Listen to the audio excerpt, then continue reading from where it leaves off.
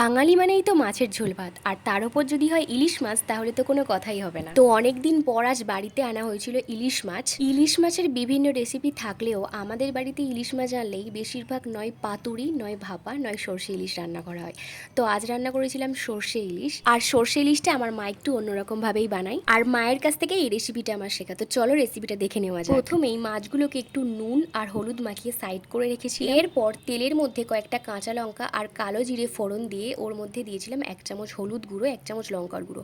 ওটাও ভালোভাবে নেড়েচেড়ে ওর মধ্যে দিয়েছিলাম কিছুটা পোস্ত বাটা।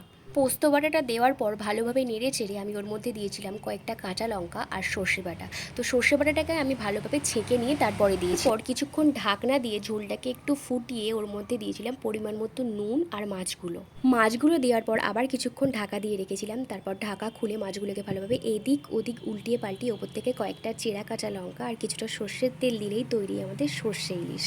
আর এটার টেস্ট খুবই ভালো হয়, তোমরা একবার ট্রাই করে দেখো, অবশ্যই ভালো লাগবে। আর ভিডিওটা ভালো লাগলে একটা সাবস্ক্রাইব করে দিও।